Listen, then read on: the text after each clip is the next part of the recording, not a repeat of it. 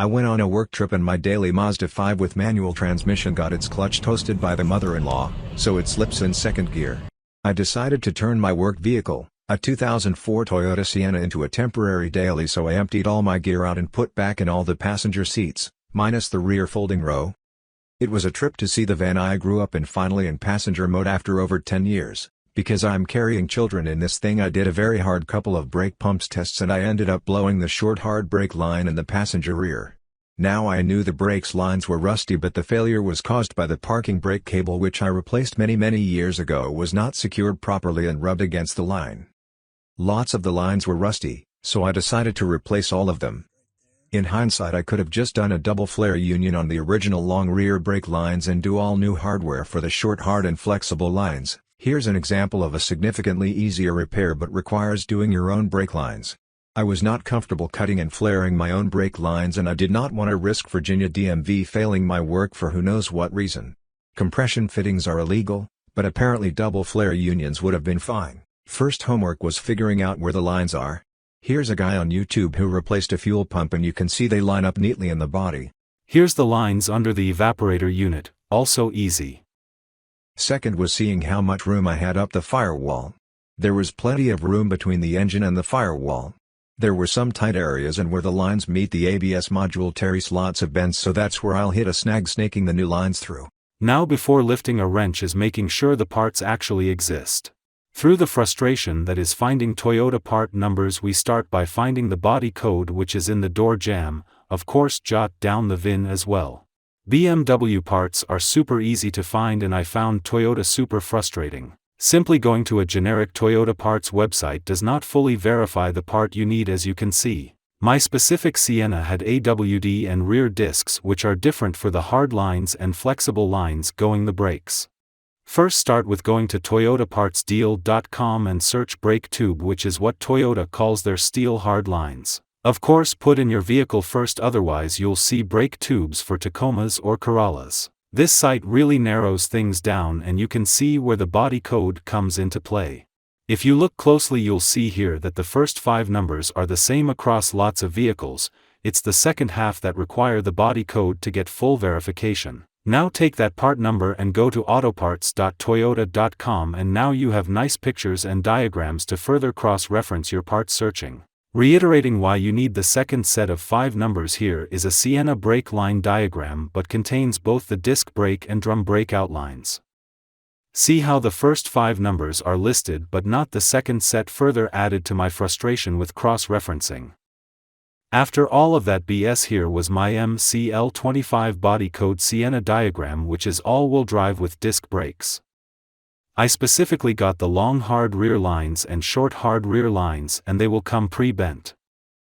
The short flexible lines I got aftermarket from Advanced Auto. All these parts dropped in no problem. The clips were very snug, so I'd hammer them flat a little bit. The reason why you must have all of this knowledge in front of you is because the parts guy isn't going to know. He's looking at the same confusing diagrams as you are. Ordering online proved to be just as frustrating. Again, when I look for BMW parts, one use eBay as a gauge for if a part exists. Toyota has all of these stores that nobody even on Reddit has verified. If you end up trying to order a long hard line, the shipping is a comical $250 to ship. My time was running out before a small Christmas vacation, and I did not want this van on my mind, so I went to the dealer and paid full price, but the shipping was free. I think I literally purchased the last pre-bend driver rear hard brake line in the country, shipped from Chicago. Sorry y'all. Okay, here's what it looks like. Dropped 3 bolts, just hanging a little snug on this one. And these just kind of dropped. So that's kind of funny. It's like it lost the nut that was in there. I don't know how exactly those are threaded in there, but that just dropped. Okay, now we're gonna move on to this bolt and those clips, which just clip to the subframe, and we have a flexible hose, so it will just drop straight down, which will be nice. All right, here is the orientation 2 bolts there. This cover, one goes right there. That one we're going to leave on. And this one sneaks up right in there. Like that one right there. And you can just kind of bend plastic out of the way to get access to the bolts. But to take off this bracket, you have to take off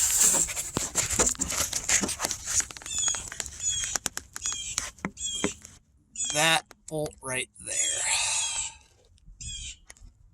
There you go, no big deal. Okay, so fortunately, we are now loose here. Took out the dust cover here. That bolt comes out easy. This just free hangs, and this is now free hanging. There's a couple of clips for this hard line right here that once I do that, this whole thing will drop straight down, which is exactly what I want. All right, last thing before we drop the tank is these 2 bolts that hold this metal bracket, which will just drop straight down. And this just follows a long path down there. All right. Very nicely balanced. All right.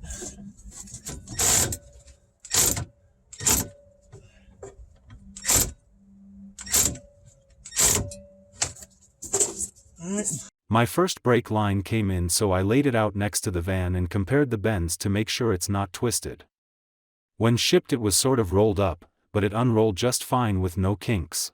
The long brake lines were covered with oil-safe gloves and silicone plugs jammed in the hole and zip ties to keep debris out. I don't own a point-of-view camera yet, but the line really drops in quite easily. Started by gently bending the entire line like a horseshoe shape. I fed the back in first, then snaked in the front end. I did flatten the many bends on the front of the line to sneak it up that firewall. There is some scratching and banging around, but it does go in. You can really see where the bends are lining up. That was so worth it, getting it pre-bent, 100%. Can you fucking imagine trying to do this, like with the lines not bent? I mean, look at this. It's just going to drop right into place, just like that. That was absolutely worth the cost, 100%. Look at that. Drops right in. Dude, like, this is real time. It's obviously the back is super easy. It's just dropping right in. All right, so what I'm going to do is I'm going to probably just ever so slightly flatten these out, and then I will just rebend them so that it's just a little bit smoother going up and around. And yeah, there's no fucking way you can see any of that, but whatever, we're just gonna film it in real time. Oh, dirt and dust getting in my eyes is miserable. Awful wearing glasses. Fucking sucks. Okay, there we go. Just kind of stuff. I should have crumpled this up. All right, and sneak it under there, and I can push it. Yeah, maybe we'll kind of push it, bend it around. Okay, I've got a decent view. Right. Oh man, dude, this is gonna drop right in. All right, I just gotta go under the vapor line. I'm just kind of. Oh yeah, hold on. Let me make sure this is under. Yep, we are. Our path routing is correct. And all right, we are on the correct side of the heater hoses. We're just going to keep shoving that in there. It's nice that this came with the braiding or whatever.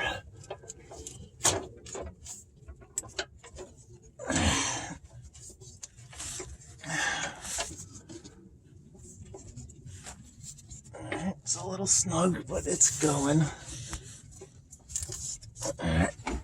Okay, we are. Okay, now we have to switch to above the car. So now, you can see, dude, we're already 90% of the way there, and that was in real time. And you can see the blue glove that's kind of walled off. There it is right there. So I just nudge these vapor hoses off to the side. And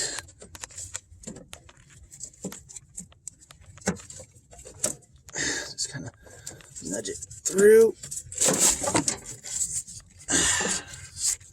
Okay. A little bit more. All right. Move the tag down.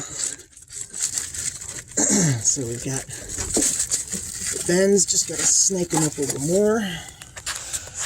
All right, so see the pre-bends? Like, look at that. It's literally just dropping right in. Like, look at that. Everything's lining up. See, look, lining right up. Like, look at that. Dropped in all by itself. Pretty much. It's a little gnarly up in here. Where that's lining up. It's on this side. That is awesome. And again, we are snaking it into the passenger side. There it goes. All right, now we're going to just bend some stuff. All right. Oh, that is going to 100% drop right in.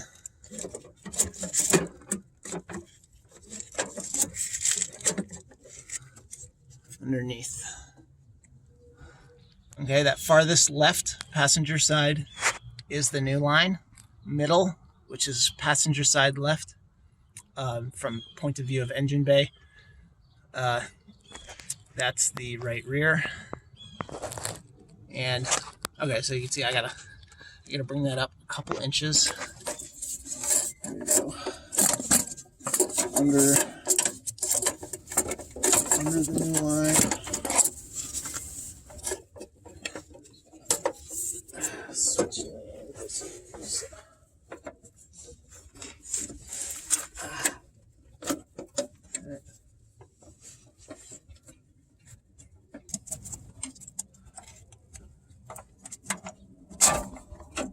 All right.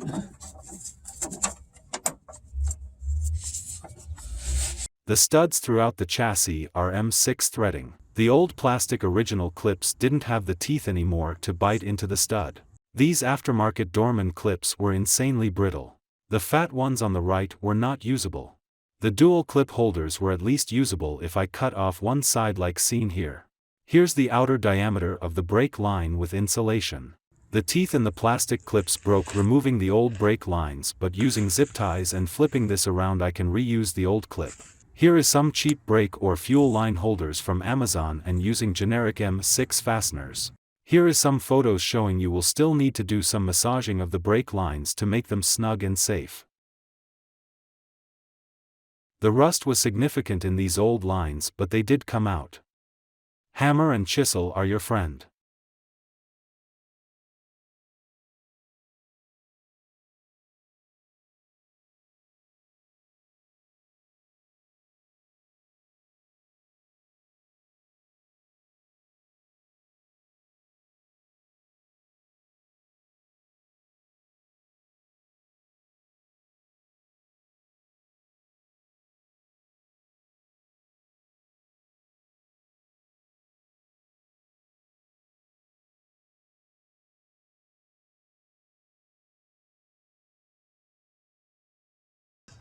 Here I made a bolt mount using AM6 rivet nut, also called rivnets. This time the parking brake cable is properly secured. The new lines look fantastic. Being brand new parts, you have to break in the fitting. Basically make sure the line goes in straight, tighten until snug, do a quarter turn tighter, loosen an eighth, tighten a quarter, loosen an eighth. At first the fittings leaked, but you got to just keep repeating the tightening procedure until they stop leaking. I did not show installation of the second long hard line as it's the same as the first. I am not going to capture how I bleed the brakes as there are countless videos online. Here's the official instructions from Toyota on bleeding the master cylinder. I was very happy to find a little bleeder on top. I did my bleeding as following. I pedal bleed all 4 lines by opening the bleeders. Then I bleed the master cylinder with the engine on as instructions stated. Then bleed all 4 lines again. Then I called my local mobile mechanic to bleed the ABS unit. Then I did a final bleed on all 4 lines. Here's my test after everything was done, just testing in the parking lot. And the brakes are nice and firm. All right, super happy with that. Here's a test on pavement and then on gravel. Brake test. All right. The van brakes are done. All right, here is a gravel road braking test.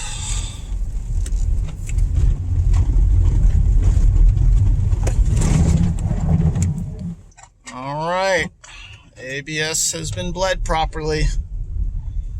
All right. Very glad to have that out of the way.